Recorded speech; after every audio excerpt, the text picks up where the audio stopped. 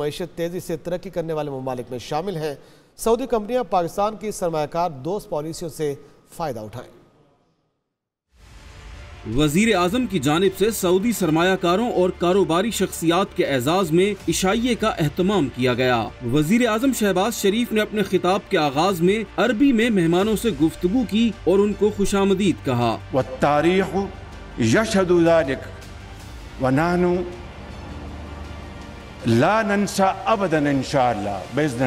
वजीर आजम ने सऊदी वली अहद की सऊदी अरब को जदीद बनाने की पॉलिसियों को सराहा। बोले, मोहम्मद बिन सलमान सऊदिया के लिए शानदार खिदमात अंजाम दे रहे हैं। The most dynamic leadership of my brother, the Crown Prince Mohammed bin Salman, they are ready to invest in Pakistan, ready to support Pakistan beyond imagination, provided we are ready to accept this challenge and stand up and say no to those hackneyed techniques of the past. वजीर आजम ने कहा कि SIFC सरमायाकारी के लिए अहम खिदमात अंजाम दे रही है। इस प्लेटफॉर्म से मंसूबे मुकम्मल किए जाएंगे। सऊदी अरब के सरमायाकारों को हर मुमकिन सहूलियात देंगे। Able to offer its capabilities to train our Saudi brothers in various walks of life. I can assure you, my brothers and sisters, without any fear of contradiction, that Saudi Arabia today is far more experienced and has immense potential of experts to train Pakistani brothers and sisters in various walks of life. वजीर आजम का मजीद कहना था कि Saudi Arab IT, ज़राअत, technology समेत कई शोबों में तरक्की कर रहा है। सऊदी सरमायाकारों को हर किस्म के ताउन का यकीन दिलाते हैं। वो वक्त दूर नहीं जब हम कंपनियों की सतह पर मुआहदे करेंगे। इस्लामाबाद में पाकिस्तान सऊदी अरब सरमायाकारी फोरम का इफ्तिताही सेशन पाकिस्तानी और सऊदी सरमायाकारों, वज़रा, सरकारी हुकाम और दीगर अहम शख्सियात ने शिरकत की। पाकिस्तान में सऊदी सरमायाकारी के हवाले से मुख्तलिफ पहलुओं पर रोशनी डालते हैं।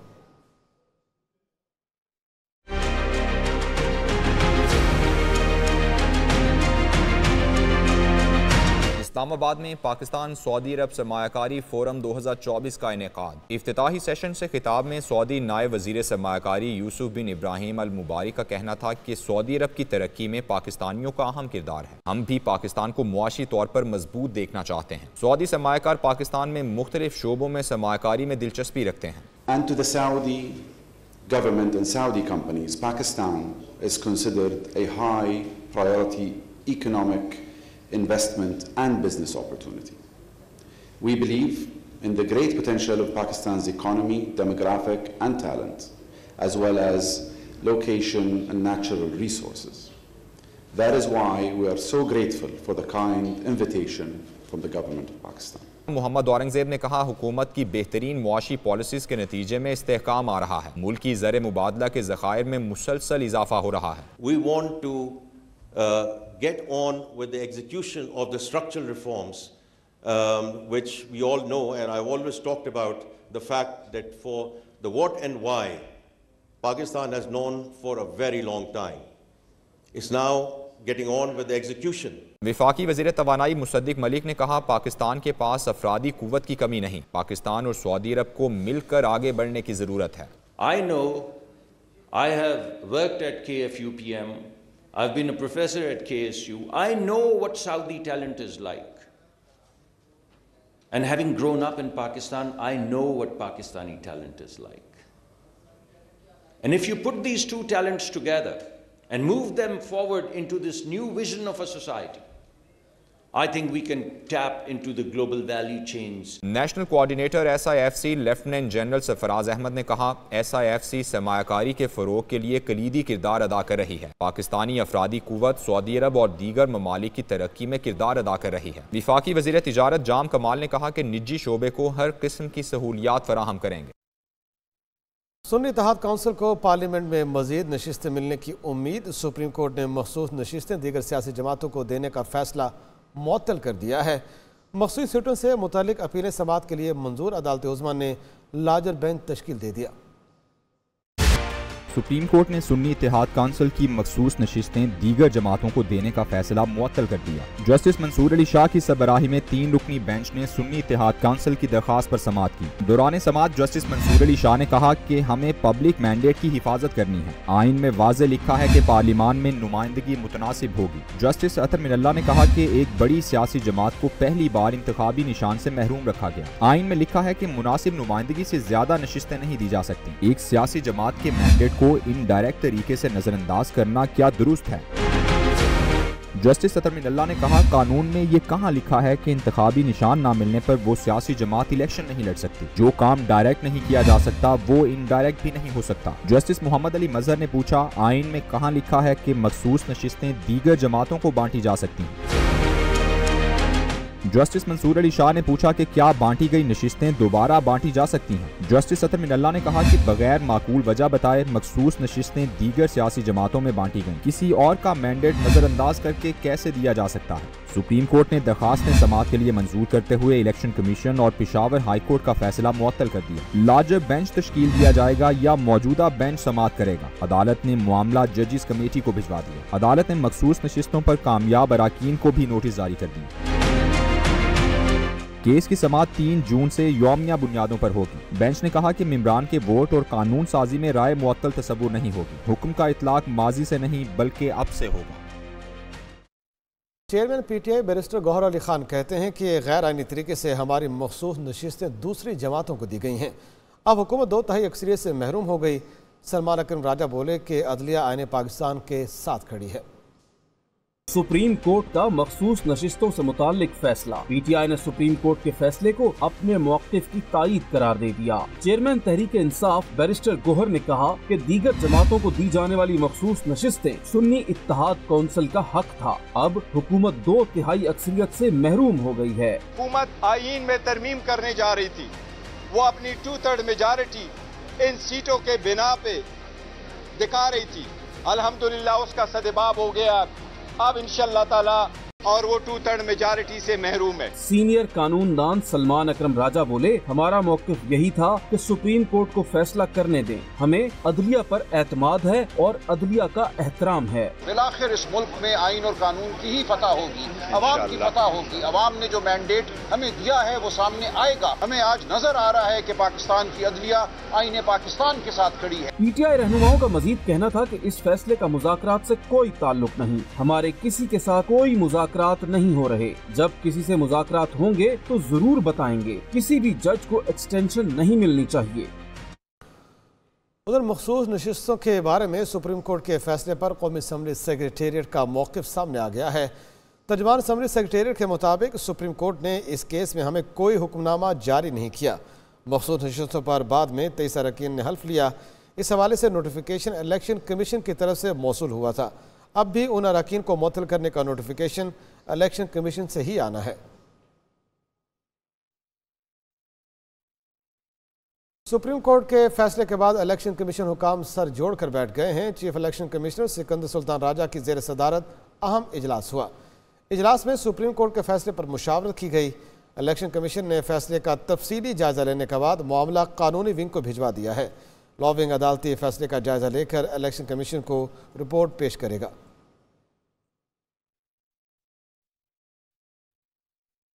वफाकी वज़ीर कानून सेनेटर आज़म नज़ीर तारण ने अदालत उज़्मा के फैसले पर रद्दअमल देते हुए कहा है कि यह आर्टिकल के 51 और 106 की तशरीह का मामला है। मुनासिब होता कि अगर लार्जर बेंच ही कोई अबूरी हुक्मनामा भी जारी करता। आर्टिकल 67 के मुताबिक रुकन की कानून साजी की हैसियत पर सवाल नहीं उठाया जा सकता। उम्मीद है हतमी फैसले में पेशावर हाई कोर्ट का फैसला बरकरार रहेगा।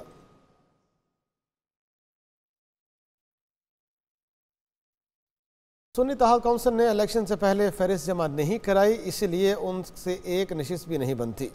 सिंध के सीनियर वजीर शर्जील मेमन ने सियासी मुखालफिन को आड़े हाथों ले लिया। बोले, मुल्क किसी की ख्वाहिशात पर नहीं चल सकता। बानी पीटीआई जिनसे मुज़ाकरात करना चाहते हैं वो इदारा पहले ही कह चुका है कि सियासत में शामिल नहीं होंगे।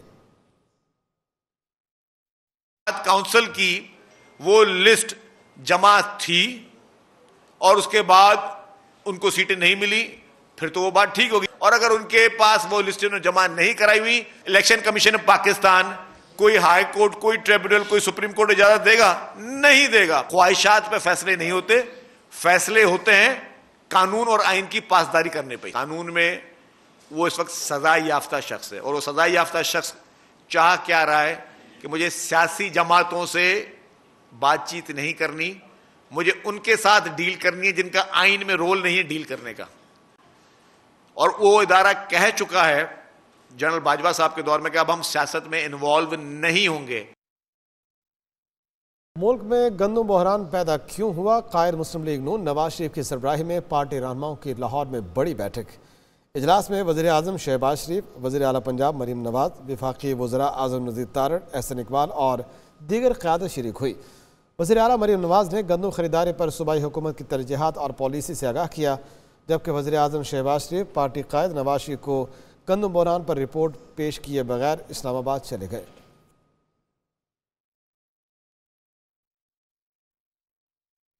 वफाकी वज़ीर दाखिला मोहसिन नकवी कहते हैं पंजाब हुकूमत गंदम किसानों से ख़रीदती है, बाहर ममालिक से नहीं। पंजाब हुकूमत का गंदम के मामले से ताल्लुक़ था, ना ही बनता है। गंदम दरामद करने का फ़ैसला वफाकी हुकूमत करती है।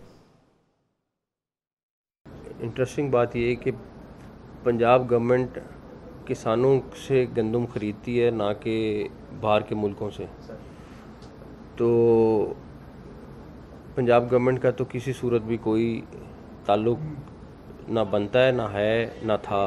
पूरे मुल्क में गंदम कितनी चाहिए, कितना आना चाहिए, कितना बाहर से आना है, कितना पाकिस्तान में स्टॉक मौजूद है, वो फेडरल गवर्नमेंट डिसाइड करती है। लोगों की ख्वाहिश ज़रूर है कि मेरे ऊपर कोई ना कोई इंक्वायरी हो जाए, लेकिन अल्लाह का शुक्र है कोई 1% भी ऐसा काम नहीं किया है। दुनिया में खुराक की किल्लत का बहरान पैदा होता रहता है, लेकिन शायद पाकिस्तान वो वाहिद मुल्क है जहाँ गंदम का बहरान कम पैदावार की वजह से नहीं बल्कि ज़्यादा पैदावार की वजह से पैदा हुआ है। यहाँ ऐसा क्या हो गया, आइए जानने की कोशिश करते हैं। बम्पर क्रॉप, ज़राई मुल्क और गंदम पैदावार में दुनिया का 8वां बड़ा मुल्क।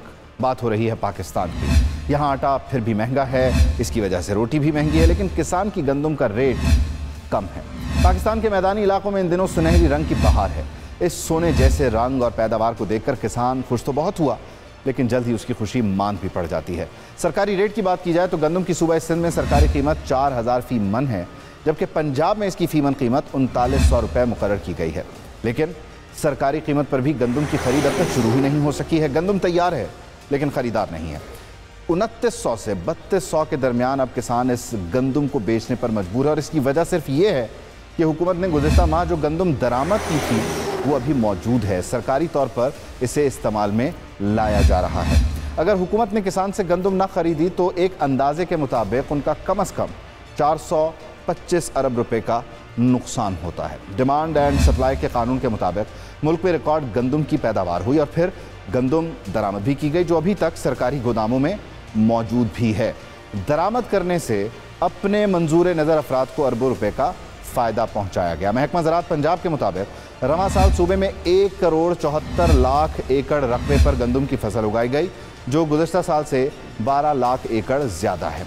अब बात करते हैं उन ममालिक की जो सबसे ज़्यादा गंदम पैदा करते हैं, वहाँ गंदम का रेट क्या रहता है। चीन दुनिया में सबसे ज़्यादा गंदम पैदा करने वाला मुल्क है, जहाँ फ़ीमन कीमत तकरीबन 2616 पाकिस्तानी रुपए बनती है। भारत की बात करें तो दुनिया में गंदम पैदा करने वाला ये दूसरा बड़ा मुल्क है, जहाँ फ़ीमन गंदम की कीमत तकरीबन 4000 पाकिस्तानी रुपए बनती है। इसी तरह रूस और अमेरिका का नंबर आता है, जहाँ पर गंदम की कीमत किसान पाकिस्तान में मुकर्रर करदा कीमत से ज़्यादा है। मुल्क की ज़रूरियात पूरी करने के बाद ये ममालिक गंदम को बैरून मुल्क फ़रोख्त करते हैं, दरामद नहीं करते।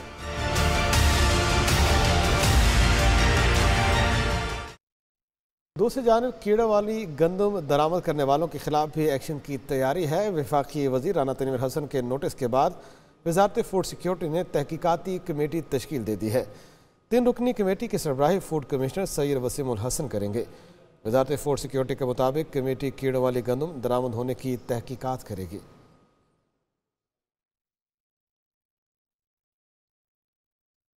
गंदम की खरीदारी शुरू न होने पर किसानों की दूसरी तंजीम ने भी एहतजाज का ऐलान कर दिया है। पाकिस्तान किसान इत्तेहाद चौधरी अनवर ग्रुप के चेयरमैन हसीब अनवर कहते हैं कि मुल्क गिर एहतजाज के अलावा किसानों के पास कोई हल नहीं।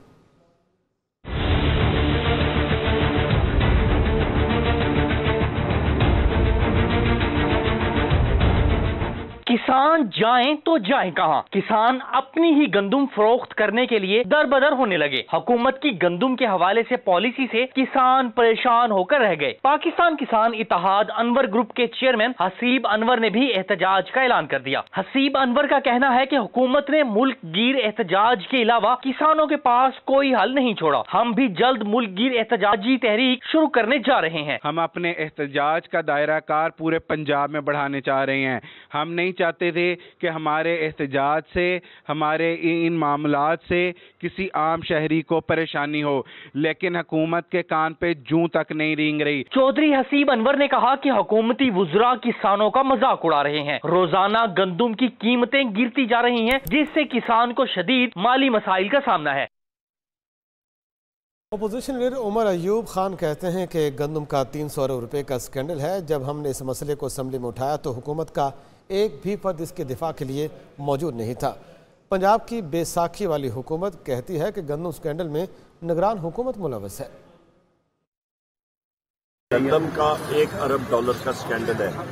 ये तकरीबन आप समझते हैं कि कुछ ना कुछ करें तो तकरीबन 350 अरब रुपए का स्कैंडल है। अच्छा, अभी इसको जिस वक्त हमने floor of house national assembly में उठाया तो वहां पे हुकूमत का एक शख्स नहीं था जो इसको डिफेंड करता है, इसका दिफा करता। पंजाब की मौजूदा बैसाखियों वाली हुकूमत को कहती है कि जनाब केयर टेकर गवर्नमेंट, निगरान हुकूमत उस पर मुलव्वस है। तो निगरान हुकूमत पंजाब का जो वजीर आला था वो कौन था? वो मोहसिन नकवी था ना, तो लिहाजा मोहसिन नकवी में इन्वॉल्व हो गया। चेयरमैन पब्लिक अकाउंट्स कमेटी की तकर्री तनाज़ात का शिकार हो चुकी है। तहरीक इंसाफ भी चेयरमैनशिप के लिए कंफ्यूज है। कभी शेर अफजल मरवत तो कभी साहबजादा हामिद रजा के नाम जेर गर्दिश रहे। अब शेख वकास अकरम का नाम चेयरमैन PSC के लिए नामजद कर दिया गया है। आखिर पार्टी के अंदर चल क्या रहा है, जानते हैं इस रिपोर्ट में। PTI के यू टर्न पर U turn. Public account committee की चेयरमैनशिप किसको दी जाए, फैसले में बार बार तब्दीली। शेर अफजल मरवत के नाम पर पार्टी के सीनियर कायदीन का एतराज। शेख वकास अकरम को चेयरमैन नामजद कर दिया। ज़राए के मुताबिक बानी PTI से मुलाकात में शेर अफजल मरवत की ख्वाजा आसिफ से मुलाकात पर खूब क्लास ली गई। शेर अफजल मरवत मुलाकात से मुकर ही गए, जिस पर बानी चेयरमैन ने शेर अफजल मरवत को चेयरमैन बनाना मशरूत कर दिया और कहा कि अगर आपने मुखालफिन से मुलाकात की हो तो कभी चेयरमैन PSC नहीं बन सकते। बाहर निकलते ही चेयरमैन तहरीक इंसाफ बैरिस्टर गौहर ने जल्दबाजी में शेर अफजल मरवत का ही ऐलान कर दिया।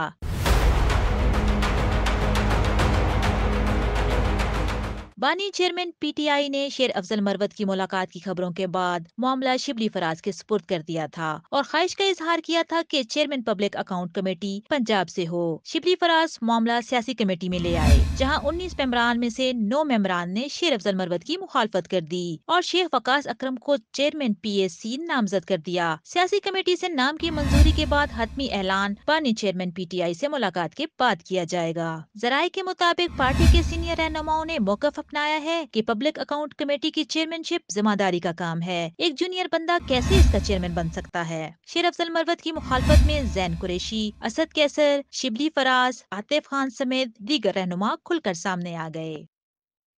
शेख वकास अकरम को चेयरमैन PSC क्यों नामजद किया? शेर अफजल मरवत ने मामला बानी PTI के सामने रखने का ऐलान कर दिया है। सोशल मीडिया प्लेटफॉर्म X पर लिखा कि तहरीक इंसाफ सियासी जमात है, कोई राजवाड़ा नहीं है, इसे हाईजैक नहीं होने दूंगा। बानी PTI ने मामले को सियासी कमेटी को रेफर नहीं किया।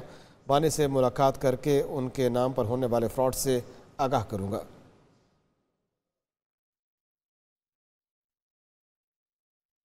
बिलावल भुट्टो, अपना रवैया दुरुस्त कर लो वरना तुम्हारे गवर्नर को गवर्नर हाउस में दाखिल नहीं होने दूंगा। वज़ीर आला खैबर पख्तूनख्वा अली अमन गंडापुर ने चेयरमैन PTI को खुली धमकी दे दी है। कहा कि मैंने अगर चैलेंज कर दिया तो अपने गवर्नर को सिंध हाउस में जगह दे देना। ये रवैया अगर तुम समझते हो तुम इख्तियार करोगे तो बिलावल तेरा गवर्नर भी KP हाउस में नहीं घुसेगा। इंशाल्लाह। तेरा गवर्नर जो है वो केपी हाउस में नहीं आएगा, मैं तुझे दिखाऊंगा यहाँ पर। ये तुम्हारी भूल है। और फिर अगर मैंने तुम्हें ये कह दिया कि तू फिर गवर्नर हाउस आके दिखा मुझे, तेरे अपने गवर्नर के होते हुए, तो फिर मैं तुझे चैलेंज करूंगा, तू फिर आके दिखा मुझे। सदर मुमलिकत आसिफ अली जरदारी का वज़ीर आला बलूचिस्तान की जानिब से दिए गए इशाई से खिताब के कहा कि बलूचिस्तान की तरक्की और खुशहाली मौजूदा हुकूमत की अव्वलीन तरजीह है। बलूचिस्तान को खुशहाल और तरक्की याफ्ता बनाकर इस्तेकाम पाकिस्तान के लिए अपना मौसर किरदार अदा करेंगे। मुल्क की तरक्की और सूबों के हुकूक देने के लिए 18वीं आईनी तरमीम पास की गई, जिससे तमाम सूबों को फ़ायदा पहुँचा। बलूचिस्तान के मादनी वसाइल को जदीद तरीके से निकालने की ज़रूरत है। बेनज़ीर इनकम सपोर्ट प्रोग्राम के ज़रिए कम आमदन हकदार ख़ानदानों को पैकेज दे रहे हैं। बलूचिस्तान के मसाइल सियासी डायलॉग के ज़रिए हल होने चाहिए।